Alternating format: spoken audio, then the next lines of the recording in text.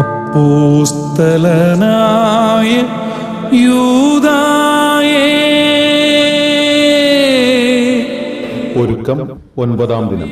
സ്വർഗത്തിൽ നിന്നും അഗ്നി സ്വീകരിച്ചതിന്റെ ഓർമ്മപ്പെടുത്തലാണ് പുണ്യവാന്റെ ശിരസിൽ ഉയർന്നു കത്തുന്ന ദീപനാളം. പരിശുദ്ധാത്മാവ് വന്നാൽ അതിലൂടെ ജനതകൾക്ക് പ്രകാശമാവുകയാണ് ഓരോ വ്യക്തിയും എന്ന് യൂദാശ്ലീഹായുടെ ശിരസിന്റെ മുകളിൽ കത്തുന്ന തീ നമ്മെ ഓർമ്മപ്പെടുത്തുന്നു.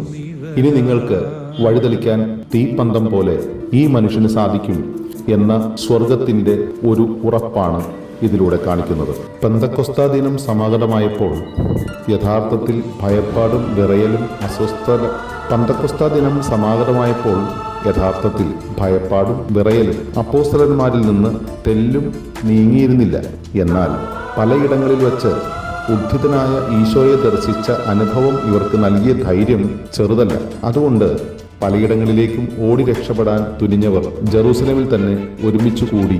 അങ്ങനെ ആ ഒരുമിച്ചു കൂടൽ വലിയ ഒരു പെന്തക്കോസ്താ അനുഭവത്തിന് കാരണമാവുകയും ചെയ്തു. നമ്മുടെ നെട്ടോട്ടങ്ങൾ അവസാനിക്കുന്നത് ആത്മാവ് വരുമ്പോഴാണെന്ന് നമ്മെ വിശുദ്ധ യൂദ ഓർമ്മപ്പെടുത്തുന്നു. നാം ഇപ്പോഴും ഓടിക്കൊണ്ടിരിക്കുന്നതിന് കാരണം ആത്മാഭിഷേകം നമ്മിൽ സംഭവിച്ചിട്ടില്ല എന്നുള്ള യാഥാർത്ഥ്യം നമ്മെ ഓർമ്മപ്പെടുത്തുന്നതുമാണ്.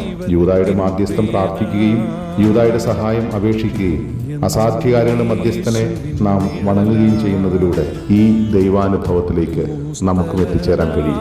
കൂട്ടുതിരുനാളിന് അങ്കമാലി യൂദാപുരം ദേവാലയത്തിലേക്ക് ഏവരെയും സ്വാഗതം ചെയ്യുന്നു. ഒക്ടോബർ 30. ദൈവത്തിൻ പ്രിയനാ